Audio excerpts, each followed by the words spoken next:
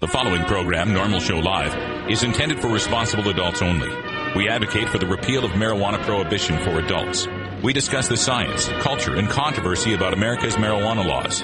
We do not advocate or encourage any illegal activity and advise all listeners to learn their state and federal marijuana laws by visiting norml.org, NORML.org. Opinions and claims made by guests and advertisers of NORML Show Live are their own and do not necessarily reflect the philosophy and policies of NORML. Listener discretion is advised.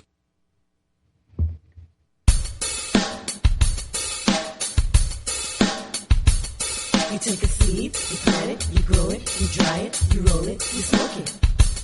You take a seed, you plant it, you grow it, you dry it, you roll it, you smoke it, and it goes down smooth. Hey! Spanning the continent to bring you the truth about cannabis and marijuana law reform. I smoke pot and I like it a lot. From the promise of legalization. And I think we need to rethink and decriminalize our marijuana laws. To the agony of prohibition. One major responsibility is to encourage people to use less drugs. The National Organization for the Reform of Marijuana Laws presents NORML Show Live, Marijuana Nation. Now, here's your host, NORML's Outreach Coordinator, Radical Russ Belville. Good afternoon, tokers and tokettes, and welcome. It is Thursday, December 23rd, which means it's time for a Festivus for the rest of us. Festivus for the rest of us. That's right. Happy Festivus, everyone out there, and welcome to NORML Show Live. For the next 2 hours, you're going to get the best in news, talk, interviews, information, music, comedy, and more by, for, and about the cannabis community. We're so glad to have you here, and also glad to have our technical difficulties taken care of. We can actually speak to our own Cannabis Carrie. Really? Am I really here? You're really here, Carrie? That's so exciting. Hey, everybody. Happy Christmas Eve. Or, as we call it here, Festivus. You know, I've got my Festivus poll right behind me. We've got the Festivus poll. And the airing of the grievances, well, that's just something I do every day here on NORML Show Live. So I guess we'll have to wait for the feats of strength at the end, Carrie. You'll have to pin me. That'll be tough through Skype, but they have done some recent upgrades, so let's see if we can pull it off. Just look under the tools menu. I'm sure wrestling is in there somewhere. We got a great show for today. We've got our Groovin' Thursday in our Daily Toker Tunes. John Doe Radio is going to bring us some music from MC Chris. We always love hearing from MC Chris. And today we get kind of a double shot. We've got our Law Enforcement Against Prohibition speaker joining us at half past the hour. William John Cox. He wrote the LAPD's Police Procedure Manual, and we're going to be talking about what we would like to see in a post-legalization future. And then at 45 past the hour, Terry Joyce from our SoCal scene joins us with Jeff Clark. He's part of a new group called Cannabis Clemency. They're working to free the pot POWs. But before we get to all of that, we get Cannabis Carrie and our hemp headlines. What's in the news today, Carrie? Well, today we're going to go to a Nevada Supreme Court case that came down this week and let you know about that. It's sort of a subject that you like to talk about, drugging and driving. And also we're going to go down to the New Orleans area and talk about a city prosecutor there who has had a recent revelation this week about his past that doesn't look like it's going to cost him his job. Very interesting. Also, we've got breaking news about the confirmation for Michelle Leonhardt to head the DEA. She has been confirmed by the Senate. We'll give you all the details on that coming up here in our hemp headlines. And in hour 2, we go to Toker Talk Radio. We take your calls and your chats, and we just discuss them for the rest of the day. We've also got some Christmas music from my brother Josh Belville to play for you. And Carrie, you were mentioning something also about Tracy Jordan, the TV star, having a kidney transplant. Yeah, I was really shocked to find that out, but you know, our engineer Ganja John, when he comes back, I'm sure he was well aware that Tracy Jordan, one of our favorite actors from Saturday Night Live and now 30 Rock, had diabetes and was in need of a kidney transplant. So he got his kidney transplant at the end of November. He's doing well. He's going to be off the show for, they say, 3 or 4 episodes, and then hopefully back just like our engineer. All right. Well, Ganja John's in Florida right now. We wish you happy holidays. He's on vacation. We'll be right back with NORML Show Live after this. You're listening to NORML Show Live, the voice of the marijuana nation.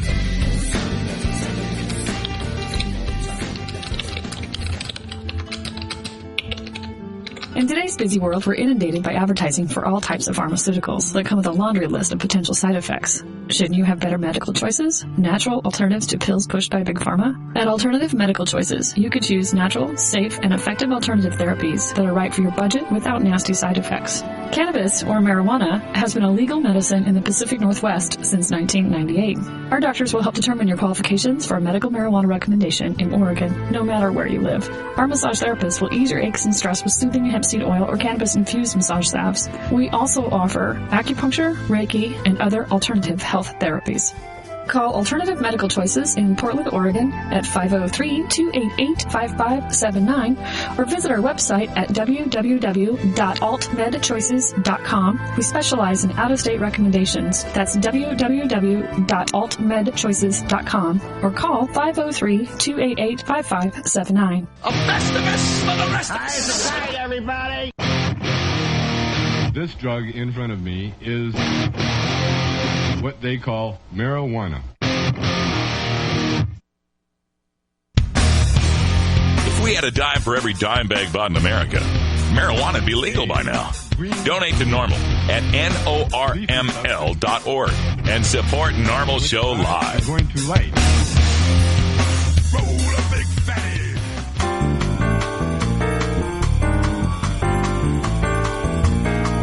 Medical marijuana, industrial hemp, consumer cannabis. It's time for this week's NORML News with Cannabis Carey. We begin the news with some news breaking from NORML. This is off of the Hill blog. The DEA head is confirmed after Democratic senator drops his hold. The Senate confirmed Michelle Leonhardt's nomination to lead the Drug Enforcement Administration Wednesday night, giving the agency an official leader for the first time in more than 3 years. Leonhardt's confirmation was in doubt as early as Wednesday morning until Senator Herb Kohl, Democrat of Wisconsin, allowed her nomination to go through. Kohl, who heads the Senate's Aging Committee, released a block on her nomination after receiving assurances from Attorney General Eric Holder that the DEA will work with Congress to ease restrictions on administering painkillers to nursing home patients in emergency situations. The Senate unanimously confirmed Leonhardt before it adjourned for the rest of the year. Leonhardt, who had been serving as the acting administrator, was first nominated to the agency's top spot by President George W. Bush in 2008, but the Senate failed to confirm her before the 110th Congress adjourned. Obama upset marijuana advocates by renominating her in January. They say Leonhardt has taken too tough a stance against states that have legalized marijuana for medicinal purposes. We reported this to you here at NORML Show Live about Senator Kohl's hold, and yes, we do have very many problems with Leonhardt. She has green-lighted at least 30 raids on medical marijuana dispensaries that are contrary to the directive of her boss, Attorney General Holder, who said we shouldn't be using scarce federal law enforcement resources against marijuana operations operating legally. She also has denied the medical use of marijuana. And when asked about this in hearings by Sheldon Whitehouse of Rhode Island, and I'm sorry, who's the other? Sessions, Jeff Sessions of Alabama, asked about medical marijuana. Sessions said, quote, "I'm a big fan of the DEA," and then asked her point blank whether or not she would fight medical marijuana legalization. Leonhardt said, quote, "I have seen what marijuana use has done to young people. I have seen the abuse. I have seen what it's done to families. It's bad. If confirmed as administrator, we would continue to enforce the federal drug laws." So again, Leonhardt confirmed by the Senate in a unanimous vote. I also received an email from one of our listeners who had emailed his Senator Al Franken. Senator Al Franken, someone who ought to know a little bit about marijuana use, considering his days at Saturday Night Live, and plus ought to be intelligent enough to understand the medicinal uses of marijuana. This is from Senator Al Franken.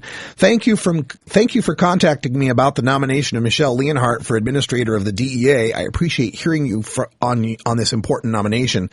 The Senate is tasked with reviewing the president's nominees for various federal offices, including the DEA. The DEA is responsible for enforcing controlled substances laws. Michelle Leonhardt, blah, blah, blah, has served since 2007. She was born and raised in Minnesota, so that might be where Senator Franken has some interest in this, as the senator from Minnesota. And Franken continues, as a member of the Senate Judiciary Committee, which oversees the DEA, I was able to meet Ms. Leonhardt and become familiar with her policies. I also had the opportunity to question Ms. Leonhardt during her recent confirmation hearing. I believe she has proven her ability to head the DEA, and I plan to support her confirmation. This is Senator Al Franken supporting a woman who said of the Mexican drug war that, quote, our view is that the violence we have been seeing is a signpost of the success our very courageous Mexican counterparts are having. The cartels are acting out like caged animals because they are caged animals, end quote. That's Michelle Leonhardt when questioned about 30,000 dead Mexicans south of our border that have been slaughtered in this drug war. She says it's a signpost of success, and Senator Franken, along with Senator Whitehouse and all the senators, have confirmed her to head the DEA. This is after we get the WikiLeaks dump that tells us from the foreign diplomatic cables that many leaders in many countries reveal that the Mexican drug war plan lacks, quote, a clear strategy and, quote, suffers from infighting among security agencies, according to the Washington Post. Yes, this is who Obama has nominated. This is who our Senate has confirmed to be the head of the DEA, Michelle Leonhardt. That is my airing of grievances here for this Festivus Day. The Nevada Supreme Court has rejected an appeal by a Californian woman who claims the state's marijuana law is unconstitutional because it interferes with her right to travel. According to the Las Vegas Sun, the Supreme Court ruled against Shara Garfinkel on Tuesday. She was contesting her conviction for driving in northern Nevada with marijuana in her blood. In their ruling, the court stated that driving isn't a constitutional right and that Garfinkel cannot operate her vehicle with marijuana in her blood or urine.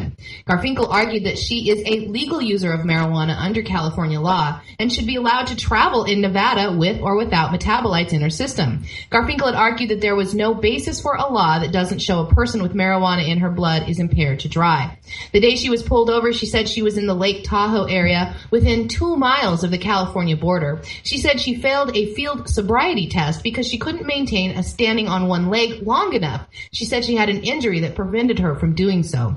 Garfinkel, a California medical marijuana cardholder, maintains that, quote, I wasn't high, I hadn't even smoked all day. Nevada's law does not allow metabolite content greater than 5 nanograms per milliliter of blood, which, according to Garfinkel, violates her right to travel across the state line. The court just did not agree, saying Nevada's law provides adequate notice that it is unlawful to drive with clearly defined levels of marijuana or marijuana metabolite in the bloodstream. The court also ruled that the law, quote, does not prevent Garfinkel's transit through the state. It criminalizes her driving a motor vehicle through the state with prohibited substances in her blood or urine. Yeah, this is something that we're going to have to start learning more about, people, and that is the per se DUID laws in America. This is something that Paul Armentano has covered in depth in his Cannabis and Driving, a Rational Review. You can find that at NORML.org. I've also placed maps up on NORML.org that show you the different states that have these per se limits. Now, it's important to distinguish between the per se limits of THC in the blood versus the per se limits of metabolites in the urine. When we're talking about 5 nanograms per milliliter in the blood, what they're looking at is the active THC in the blood. And the science shows that 5 nanograms per milliliter is indicative of fairly recent marijuana use, within anywhere from, you just smoked a joint to could be 2, 3, 4 hours since you smoked a joint. Now, that does not at all tell us whether or not someone's too impaired to drive. But then again, neither does a breathalyzer with alcohol does it tell us whether someone's too impaired to drive. It just tells us whether or not someone has consumed more than the state allows before someone is allowed to drive. As far as the constitutional aspect, of course we would want medical marijuana patients to be able to travel from state to state, but that does not give anyone the right to be behind the wheel and driving in an impaired status. That's what the Nevada Supreme Court is finding. Now, you and I know the science of this. We know that people that use marijuana can develop tolerances, especially patients, and they can be able to drive at levels where regular people might not be able to drive. We know this, but the general public does not know this, and in the frame of treating it like alcohol, they want to have some sort of magical machine, some sort of bright line number that determines that someone has had too much marijuana before getting behind the wheel of the car. This is the kind of compromise that we're going to have to work through with the rest of America before we can start talking about making marijuana legal for all people. Slidell, Louisiana is a city considered part of the greater New Orleans metro area. On December 14th, city council members there voted to confirm Reggie J. Laurent as the city prosecutor, despite knowing that he had a pair of DUIs in his past. This week, it was revealed that the new city prosecutor also had a marijuana bust from 2002. He had been stopped for an expired inspection sticker on his pickup truck, and they found an unspecified amount of marijuana. He was charged in that incident with having an expired brake tag, having an open container of alcohol, there was an open can of Bud Light, and misdemeanor possession of marijuana. He was booked, taken to jail, and later entered a diversion program that was completed in April of 2003. When he was asked about the newly surfaced allegations, he responded to local media saying, quote, "I entered a program, I tested negative, there was no evidence, it was dismissed. You got your information from someone who wants to crucify me. That's all I will say," unquote. Now, the town's mayor, Freddie Denon, who nominated Laurent for the position, was the police chief at the time, back in 2002, and he says that Reggie never mentioned the incident during the vetting process. He says he thinks that there are some that were unhappy with the nomination and are working hard to discredit the new city prosecutor. Many that were in favor of Laurent's appointment were surprised that he once faced accusations of drug possession. District C Councilman Buddy Lloyd said that, quote, "having this information before the vote would have been nice," unquote. Outgoing council president Lionel Hicks said he wanted to learn more about the case before second-guessing his vote. The marijuana incident came between the two DUIs, one in 96 and one in 2003. Both were disposed of as first offenses. Laurent, who is 57 years old, says he hasn't had a drink since 2004. He had campaigned once before for a district court judgeship, but lost. This morning, a full 24 hours after the marijuana arrest revelation, Mayor Drennan has said that Reggie Laurent's job is safe. He said he met with Laurent and said that he was very satisfied with all of the answers he received from the new city prosecutor.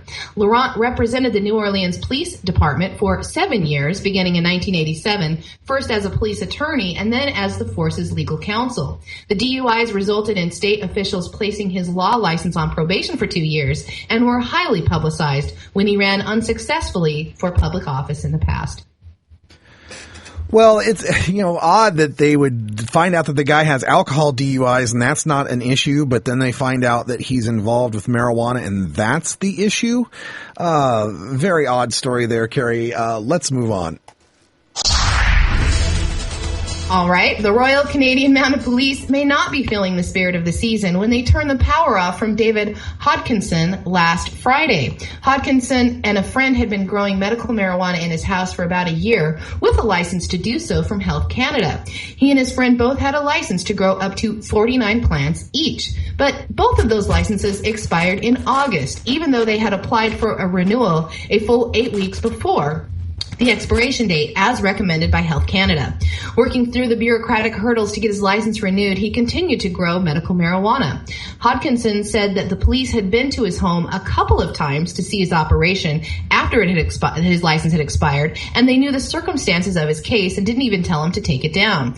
But not last Friday when they came knocking. When the police showed up, they dismantled the operation for him, charged both men with illegal cultivation. They didn't even bother to unplug any of his equipment. They used wire cutters and cut through all the wires and hoses and then had his power to his home shut off. Hodkinson says he is grateful to a friend who loaned him a small generator so that he can have some power. Cedar's weather this weekend is a high of 40 degrees and pouring rain. A spokesperson for Health Canada says that a rise in applications over the past year for growers has slowed the process down quite a bit, and there is a notice posted on their website that explains there is a backlog of applications causing delays and they're working hard to catch up. Unfortunately, the expiration date still applies rise despite the backlog, so many Canadian growers are technically growing illegally as they wait for paperwork.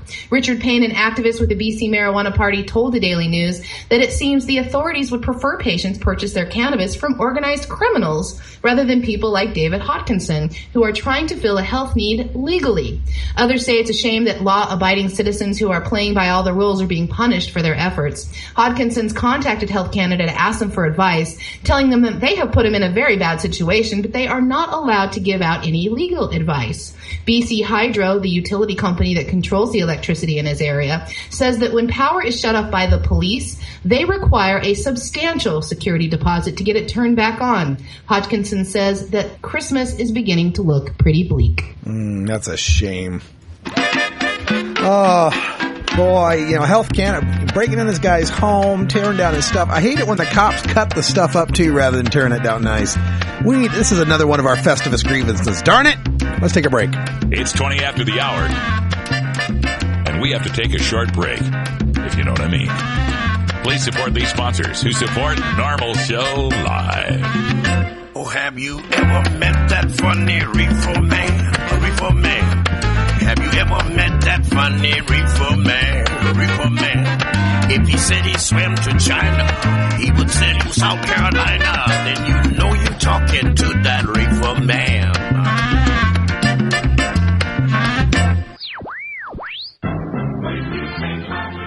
Marijuana and alcohol are the two most popular recreational drugs in America. Marijuana smoking is non-toxic, relatively safe, and has a low risk of dependence. Alcohol drinking is potentially fatal, dangerous to society, and is quite addictive.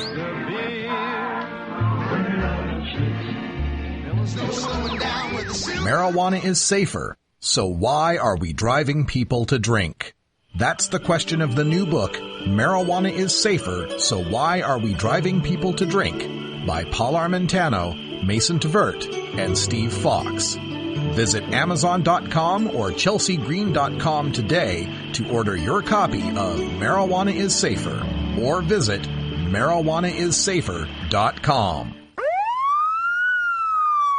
NORML Show Live reminds you to never consent to a search.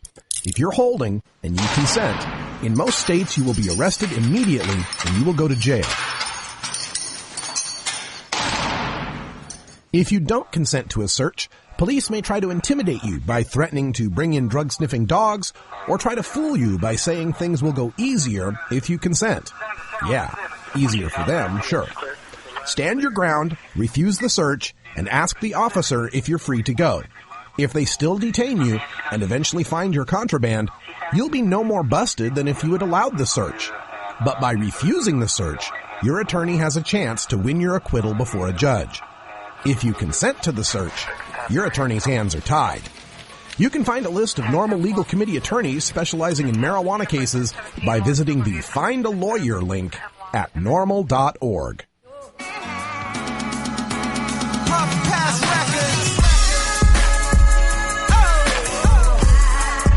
It's time for your daily Toker Tunes, the best in 420 friendly music from all genres that uplifts, entertains, and informs the public. Today we bring you tunes for Groovin' Thursday. Our salute to all the dopest beats and killer rhymes that we find in the best of rap, hip-hop, soul, R&B, and funk. Brought to you by the John Doe Radio Show in Denver, Colorado. Accurate and informative marijuana reform news and entertainment. Available on the THC Media Network and JohnDoeRadio.com. If you'd like to submit your song to be played on NORML Show Live, send it to us at stash@norml.org. Now here's some more great independent marijuana music for today's Daily Toker Tunes. John Doe Radio.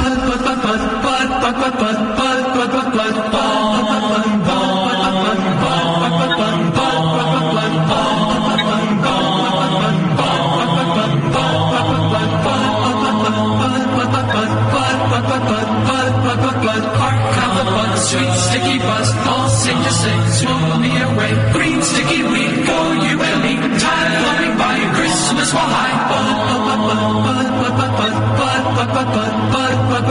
hark out the buzz, sweet sticky buzz, all sing to sing, smoke me away.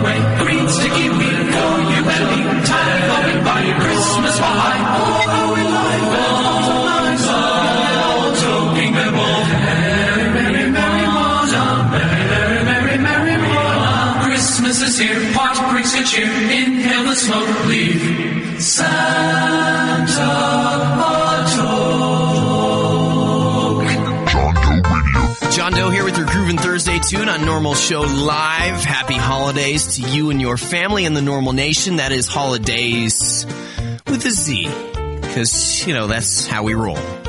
Coming up for you is MC Chris. Song is called Evergreen. Many of you know MC Chris's tune Weed. Play that on the John Doe Radio Show quite a lot on the live John Doe Radio Show feed. And we've played it before on NORML Show Live. I know you know it. Anyway, MC Chris, a big character on Adult Swim, does a lot of crazy cartoon character voices. He's also pretty cool to check out live. So if you ever get a chance to check him out live, do so. It's a fun event, although very, very, very, very, very, very little toking going on. And in fact, he gives a speech kind of against toking around all the kids that end up around these events. But either way, we get to it. MC Chris. Song is called Evergreen with that Christmassy feel to it. This Friday on the John Doe Radio Show at stickcam.com/John Doe Radio, 11 Mile High Time. That's 11 in the morning, Mile High Time. We're doing a call-in special. Hopefully Skype works. If you can give us a call, 303-800-1965 with your Christmas wish, we can talk to you. Again, please have a very Merry Christmas. You and your family, I hope, have a happy holidays. And that big, fat sack of green is with you. Until we meet again, I'm John Doe. See ya. Well, on the first day of Christmas, Badila gave to me a bag of shrooms at the Melody. We snuck into the park to see some Christmas trees, but the cops pulled up and that's nicer to live. We're all fucked up with Smirnoff eggnog. We crunch your candy canes and rev up all the chainsaws. You give us 30 and we'll tie it up and know what you cost. We'll take it 30 and spend it on pot. We're not too bad, we flunk all of our classes. Getting fights, getting drunk, we're back kids. The dad calls faster, mom's always plastered. We're the closest thing to suburban gangsters. A cold air's what we breathe. Our vests have our sleeves. It's hard to haul trees. It's sub 0 degrees. We smell like evergreen. All I want for breakfast is my 2 front teeth and some mistletoe all up in this piece. Maybe a girl that's free of disease. And while I'm thinking, throw in a couple of G's, yeah. I want my snowman with dreads to be fixed. I want a hoe who doesn't mind my snowsuit doesn't fit. I'm just a hasty, telling trees to break trees. Know your daddy hates me, it's driving you crazy. My name is Chris. Even though my nose is running, get the honeys cause the money, but I never get licked. I find my way in too long on these eyes. I don't trip, just dip, listen to country with my piss. I rock my name because I think it's funny. I'm so into this deciduous lifestyle. You see a dead tree and I see a cash cow. I never bargain, I never back down. Put the back seat down and I'll take you out to street town. Your daughter's giving me the eye, so I am giving her a ride. I'll put up between myself and put up all the lights, as long as I get all up in her insides. All I want for breakfast is my 2 front teeth and some mistletoe all up in this piece. Maybe a girl that's free of disease. And while I'm thinking, throw in a couple of G's, yeah. I want my snowman with dreads to be fixed. I want a hoe who doesn't mind my snowsuit doesn't fit. I'm just a hasty, telling trees to break trees. Know your daddy hates me, it's driving you crazy.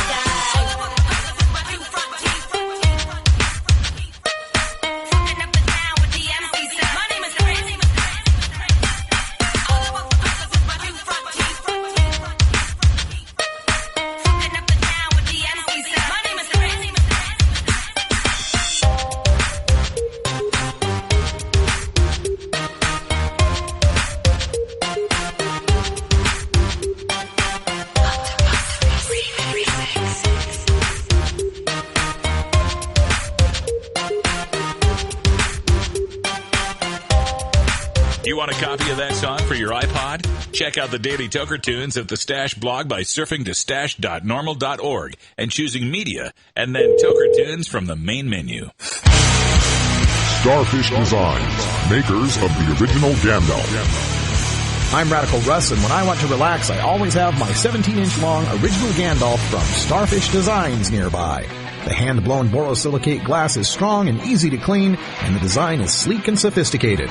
Starfish Designs are available from Bend, Oregon at a glass retailer near you. For locations, call 541-788-GLASS. That's 541-788-4527.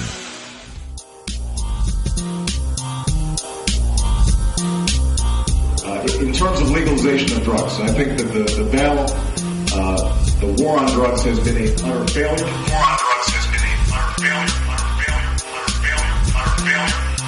And I think that we need to rethink and decriminalize our marijuana laws. The war on drugs has been a utter failure. Criminalize our marijuana laws. The war on drugs has been a utter failure. The war on drugs has been a utter failure.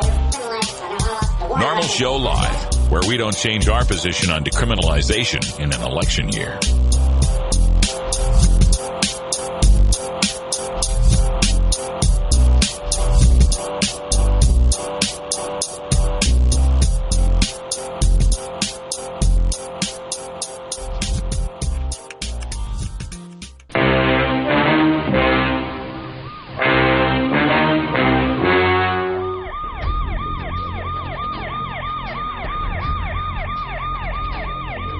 One of the most disturbing elements of the war on marijuana is how it has made police the enemy of otherwise law-abiding cannabis consumers. Fortunately, one group of police officers knows firsthand the futility of the drug war and reaches out to the community and to current law enforcement to end our war on drugs through legalization. It's time now to speak to one such officer in our continuing look at law enforcement against prohibition. Welcome back, everyone. Half past the hour. We're joined by William John Cox, a former Los Angeles police sergeant and former prosecutor for the State Bar of California from Long Beach, California. Mr. Cox, welcome to the show. Well, hi. Thanks for having me. Hi there. And Carrie, we've got your mic. Need to get that muted. We're getting your typing through here. Sorry about that, Mr. Cox. Welcome to the show. We're glad to have you here. And as I was reading through your bio, you're a speaker for Law Enforcement Against Prohibition, and you authored the LAPD's Police Manual. What was it in your police work that brought you around to the position of LEAP and calling for the legalization of drugs? Well, I think that it was a matter of police policy analysis, which is my specialty, as it were, in law enforcement. And that is that, you know, if we really look at what the core mission of law enforcement is all about, it clearly does not include the war on drugs. That was something that was superimposed upon law enforcement by the Nixon administration. It has been, it has somehow become a large part of law enforcement, mainly because of the criminal element that has taken over the supply of drugs, and so, from my background, it was that as a matter of policy, we should decide as police officers, as professional police officers, that that's not a proper role for us. You know, LEAP speakers were instrumental in the campaign recently for Proposition 19, which was an initiative there in the state of California to legalize the sale and the use and the cultivation of marijuana for personal purposes. Of course, it didn't quite pass, got 46% of the vote. But one of the things we heard in the after analysis of this was that it wasn't a matter of if marijuana was going to be legalized, but when and how marijuana was going to be legalized. And this is a subject I wanted to broach with you as someone who has worked in law enforcement, worked in the LAPD. If marijuana legalization is inevitable, what sort of things would you like to see in a post-legalization regulatory framework? Well, I think that the primary concern that I have, you know, I'm actually a great-grandfather at this time. I've been involved in the justice system one way or another for more than 50 years. And I look back at this and I see the problems we've had in the past. But then I look and I look into the future and I say, okay, if we're going to decriminalize the personal possession and use of drugs generally, and specifically to talk about the legalization of marijuana, what do we want to do? What kind of a regulatory framework do we want to establish? Well, I think the first thing we want to recognize is that, you know, while, you know, I'm sure that your listening audience is pretty much, we're preaching to the choir, as it were, probably. However, what we have to recognize is that, you know, I really don't want my grandchildren and great-grandchildren to be using marijuana particularly. You know, they come to me and they say, Grandpa, you know, what do you think of this? I'm going to say, well, look, you know, this isn't a really good thing for you. Just like if they came to me and they asked me about tobacco, or they came to me and asked me about alcohol. I'd say, well, maybe there's a time and a place for everything, but by and large, you don't need this stuff. This is not something that I'm going to recommend that you use. So my position on this, and again, I'm not speaking for LEAP particularly. I'm here because I have agreed to be on the LEAP speaker panel. However, my position is that as we legalize the personal possession and use of drugs generally, the one thing that we should initially impose on this process is a prohibition against advertising. Do we really want to see billboards as we go down the road and, that's saying, we got the best Maui Wowie in town, or we don't need advertising to promote the use of drugs. Or, to be honest with you, alcohol. I agree with you. Same thing with alcohol. Same thing with tobacco. And same thing with gambling. These are things that are inherently harmful to our society, and we should not be allowing advertising and promotion. How do we go forward with that, Mr. Cox, in a country where we have First Amendment protections and these, I know that these business owners, we already have them in California. These dispensaries are already advertising for medical marijuana. How would you write regulations to address this? Is this something they do with tobacco and alcohol? Not with tobacco and alcohol, because they have already become established. Mm-hmm. What I'm saying is, as we use the term in the law ad initio, from the very beginning, one of the things that some of us did here in California during the Prop 19 campaign is that there was a model ordinance that was promoted for the adoption by local communities, local cities and counties, to regulate the sale of marijuana if Prop 19 passed, and what a good portion of us that were speaking, that we were out there speaking on behalf of Prop 19. I'm talking about a former judge, Judge Gray, right. Former deputy chief of LAPD, Steve Downing, and I, the three of us primarily, said, if we're going, if you want us to get out there and promote this ordinance as being a model ordinance, then this is what you need to do: is you need to add this to the ordinance right now at the very beginning.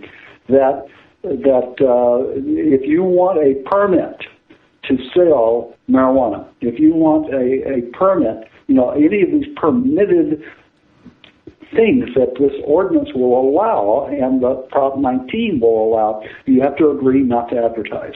You agree not to advertise in order to get the permit. And I think that would deal with the First Amendment issues.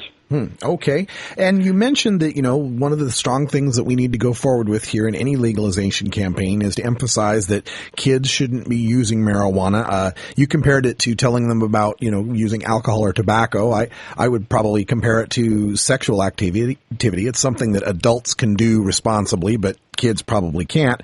Regardless, though, if we're going to talk about kids not using pot, we've got to define what is a kid. At what age would you like to see the use of marijuana and other drugs be legal? Well, I think that, at age 18 you can vote. At age 18 you can voluntarily join the military and go get killed in Afghanistan or Iraq. I think that any time that we expect someone to stand up and fight for this country, we ought to give them the full rights. And I think that age 18 is essentially the age of consent in this country. There are those who think that it should be 21, but I think that's just absolutely arbitrary myself. That's fantastic to hear, because, when we were going forward with the Prop 19 campaign, it was a 21 age, but a lot of my listeners complained about that, especially considering that the largest cohort of people that use cannabis are between the ages of 18 and 25. So splitting it at 21 seemed, like you said, kind of arbitrary. How do you feel that would fly, though, in a country that has so readily accepted a 21 drinking age? And do you agree with that 21 drinking age? Not really. I feel that if we were to say that you can't join the military until you're 21 years old, if somehow the magic age became 21, that you were expected to lay down your life for this country and fight for the freedoms, then that should be the age. If we reduce that to 18, then I think that should be the age of consent. Oh, fantastic. We're speaking again with William John Cox, a former Los Angeles police sergeant and former prosecutor for the State Bar of California. He also authored the LAPD's policy manual, and we're looking forward at a post-legalization future. Are there other regulations aside from the no advertising that you would like to see instituted for legal drug use in America? Well, if you're actually, one of the other elements that we spoke about when we were promoting this ordinance, or the amendments to the ordinance that we believe should be a part of the ordinance, was also the promotion. If you're going in to buy marijuana, it should almost be in a plain, unadorned container. Essentially, there shouldn't. It's just like, if you walk into a bar and there's bar lights all over the place, and there's all sorts of free stuff being given out, and it's all for the promotion of the consumption of alcohol. To a certain extent, you even see that with gambling. Even though the lottery is promoted by the state, you still see an awful lot of promotion for lotteries. We really felt that there shouldn't be promotion of any sort of the use of drugs.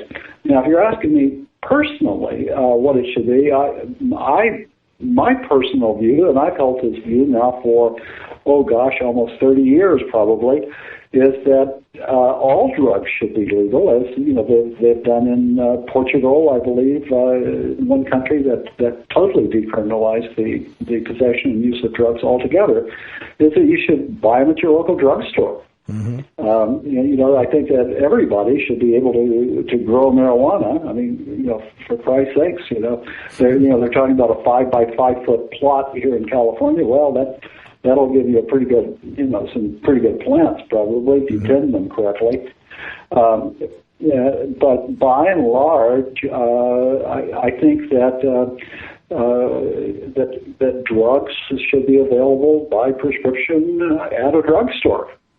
Excellent. And yeah, that's so good and to that hear. Includes marijuana. And yes, marijuana should be, grown by the people, and the other drugs. I've always said that, jail makes a lousy rehab, and that, if people really have problems with drugs, well, at least we've got them seeing a doctor to obtain, whatever drug it is they may be addicted to, and they're getting some counseling and they're getting some help. The situation we have now where drugs are prohibited, people are afraid when they have a problem because they don't want to be busted. They don't want to be thrown into a prison cell for trying to get some health care. So I do really appreciate that point of view of yours, Mr. Cox. Thank you. You bet. We have to go, but I do want to thank you for joining us. And again, Law Enforcement Against Prohibition joins us on the second and fourth Thursdays of every month. William John Cox is one of their excellent speakers. If you'd like to get more information, you can check out copssaylegalize drugs.com or leap.cc. William John Cox, thanks so much for joining us here on Normal Show Live. Sure, and if you want more information about other things I think about, go to williamjohncox.com. Oh, excellent. williamjohncox.com. We'll put that up in our chat room as well and in our blog and get you some traffic over there to the blog. Thanks so much, sir. Okay, take care, partner. Okay, bye.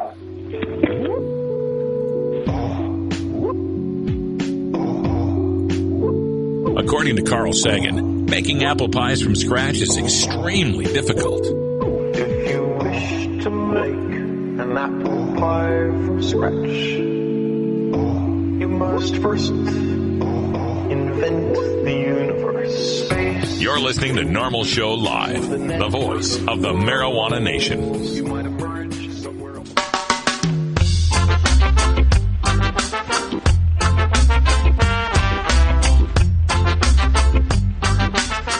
Do you really want to legalize marijuana?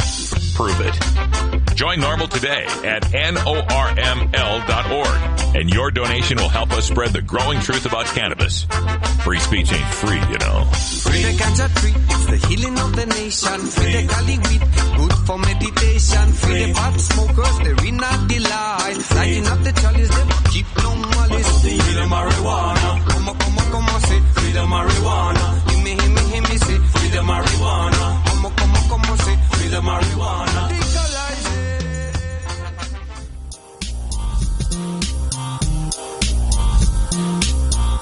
In terms of legalization of drugs, I think that the battle, the war on drugs has been a utter failure.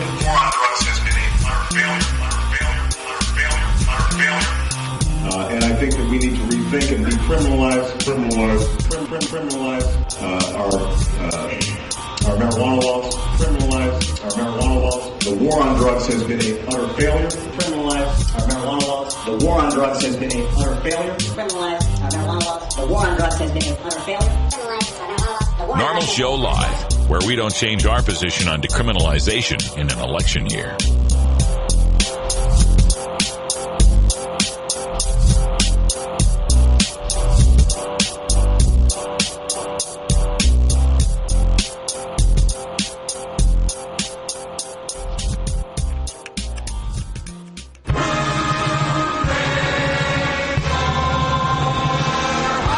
Weed. That's Hooey Valley, hooey-ha. Weed. Where any office boy or young mechanic. Now it's time for a report from the epicenter of American cannabis culture with our Southern California correspondent.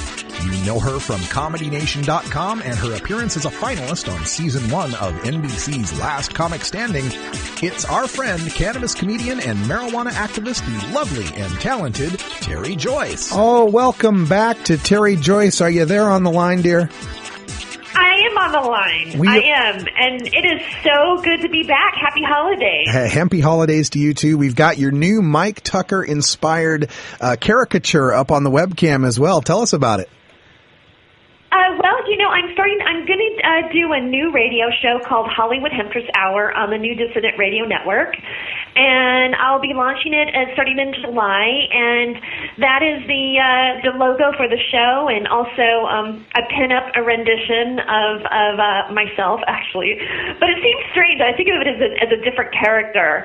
But it's done by Mike Tucker, who has done a lot of marijuana art. And I'm very excited. I'm excited to start doing a show and having guests and you know, getting the word out there and hopefully making a change happen or being with those like you who are doing it. So I'm excited. Yeah, welcome to the marijuana media. And folks in the chat room are saying, yay, it's another show for the network. You know, we're going to put a marijuana network together. We'll have 24/7 programming, and we can all be a part of it. You can be the media. This is so cool. I'm glad to hear about that, Terry. This is great. And I think that this is the perfect opportunity to start to do things like that because the internet is wide open. At least we hope it's still open because, you know, we're having our SEC fights going on. But I just think that we should just forge forward. We don't have to wait for somebody else to tell us to do it. We can just do it on our own. That's absolutely right. Which is, yeah. You know, we had something happen here in our LA courts. You know, there's been a battle of keeping our dispensaries or opening our dispensaries back open in Los Angeles County. Do you know about that? It's the there was Americans for Safe Access. Yeah, there was a story about that. How the court struck down some of the restrictions on the dispensaries. Is that the right story? Yeah, they're saying, you know, they say that if the state of California authorized certain people to operate collectives, then Los Angeles needs to honor that. Yeah, which is good news. But what I thought was really interesting is that Bernard Parker and Jan Perry are still, you know, city council members still are fighting against it, which I was thinking, like, Parker and Perry, like, doesn't that just sound like a comedy duo? Yeah, the stylings of Parker and Perry. Yeah, well, absolutely. Yeah. You know, the other thing I wanted to mention, Terry, is what a small world it is, because you sent in those drawings from Mike Tucker, and I'm like, God, those look so familiar. Mike Tucker actually does a cartoon called What Now Tunes that he supplied to my old XM satellite radio show back when I was doing political talk radio, and there was all left-wing type of political cartoons. Same guy. So what a small world. We'd both run into him, you know, professionally in this manner. It's really interesting. You know, it makes me think that maybe there's something in the cosmos that creates synchronicity, because I just joined Skype, you know, when I did, and I kept accidentally calling him. He was in I had imported my Facebook friends, and I kept calling him, and finally I said, well, you know, what do you do? I mean, where do you live? And found out that he was an artist, and he had done Henry Hemp art, right, and the comic book, and so, you know, then I wanted to have him on the guest on on our show, and I ended up like actually asking him to do something for me too. So it's definitely interesting how we all kind of intersect together in a strange way, isn't it? Yeah, it's magical. Now, for our show here, Southern California Scene, we always like to talk to people that are making strides in advocacy down there in Southern California, the hotbed of medical marijuana activism right now. And you've got a guest today who's doing a project that I'm really excited to hear about. So let me give you a chance to introduce him. Yes, I met him at by the way, if you ever see a movie called Hempsters, you can check it out on hempsters.com. We were at the Artifice Festival down here in Los Angeles at the Egyptian Theater, and one of the films there was Hempsters as well as How the West Was Won. And we met there and started to talk, and he was telling me about a program that he's launching called California Clemency. And so I'd like to welcome to the show Jeff Clark. Hello, Jeff. Welcome to Normal Show Live. Oh, great. I'm glad to be here. I'm really glad to be here. Oh, yes. Can you hear me? Yeah, we can hear you just fine, and I'm excited to hear about California Clemency. Tell our listeners what this is all about. Well, basically, the California Clemency Project is to get the marijuana prisoners and jailees out of jail and basically earn our state money. Not save them, earn them money. The main goal is to get people out of jail that are just had a little bit too much medical marijuana in their gardens, or they had a simple possession charge, or in their house per se when they had children, even though the children didn't have access to it. There's people in jail, multiple. I talked to Ellen at NORML, estimated about 6,000, 7,000 in California. I don't know the exact numbers. But that $51,000 a year average cost to keep a prisoner in jail, we can earn our government that much money. And something that Carrie failed to bring up that I really wanted to bring up was, the screening on How Weed Won the West is a great screening, and the Hempsters with Woody Harrelson was a great screening, and we've got to get the industrial hemp movement going. And the whole thing is not only just the cannabis, but it is the hemp. Mm-hmm. And if we can free that whole sisterhood family, then we can help save our planet. And that's what the Artifest was all about, is, ecologically saving our planet. Yeah, this is going to be one of my New Year's resolutions here for 2011 for Normal Show Live, is for us to at least once a week, in our show, one day out of the week, take more of emphasis on hemp and taking a look at hemp. One of my listeners wrote a really interesting comment that said, marijuana is the smoke screen that hides the hemp field. So I think you're right on with that, Jeff. That's true. Yeah. Well, I was a good friend with Jack Hare, who recently went in. He got to go home. Mm-hmm. I was at his funeral, spoke to a bunch of people that were the original writers of Prop 215, including Chris Conrad and a bunch of other friends, Bruce Margolin, L.A. NORML. Yeah. I'm Upper Kern County NORML, but Dale just told me that we aren't recognized because we're really not good at filling out papers up here in the mountains. Well, I'll help you out with that.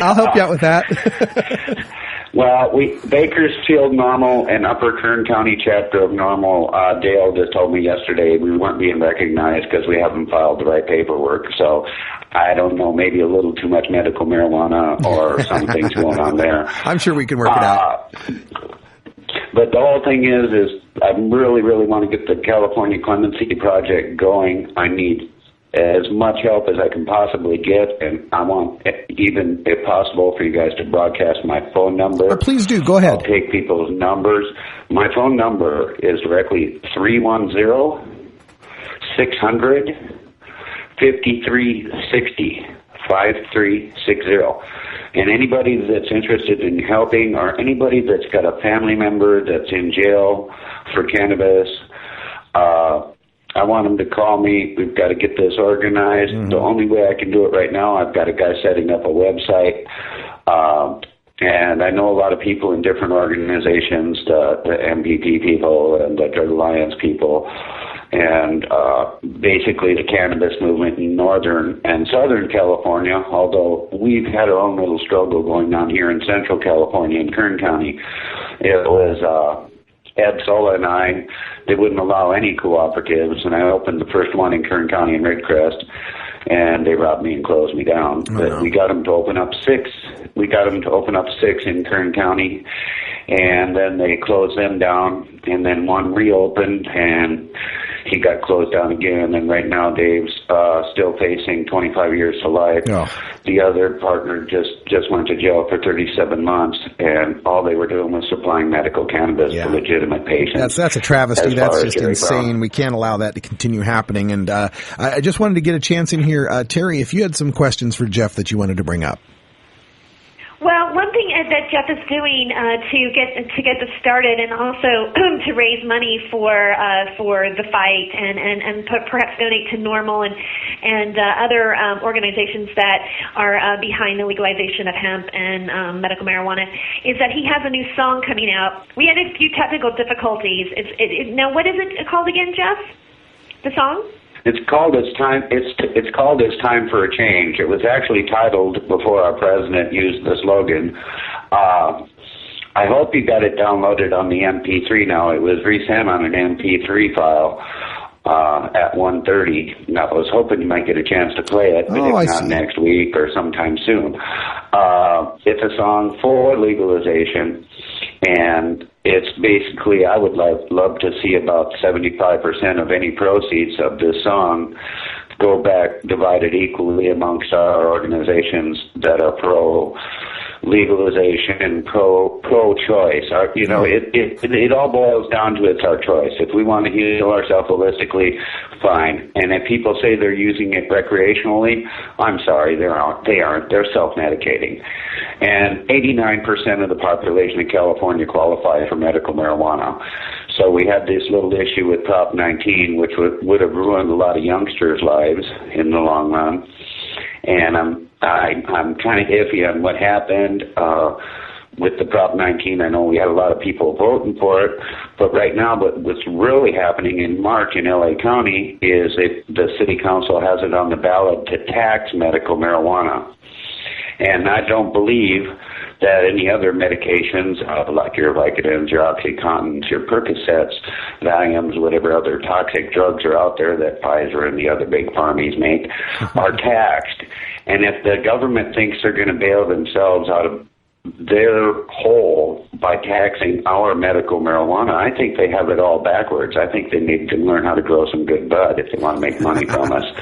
Well, that's why I always say, we need to legalize marijuana for everyone's use. And if you want to tax that, that's great. But when it's medicine, when it's being used as a medical purpose, there's no need to be taxing people who are already facing sickness and disability and pain.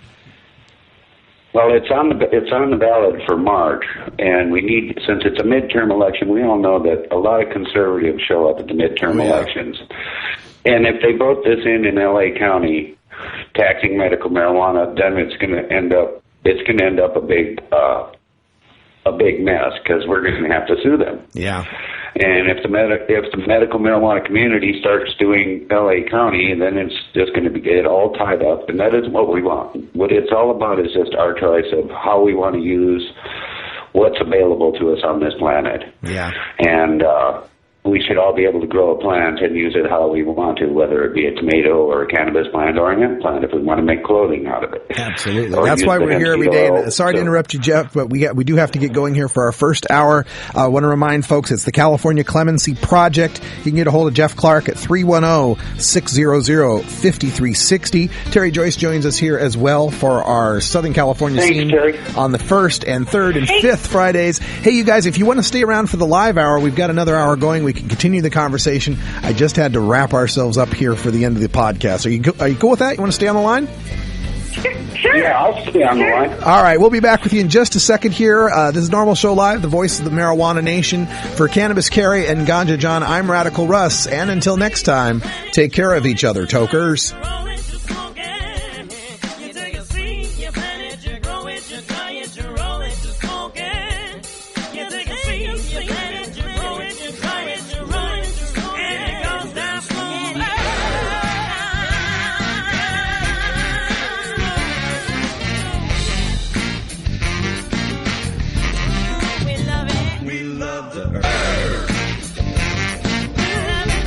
This is NORML Show Live, the voice of the marijuana nation. Take it on one more time.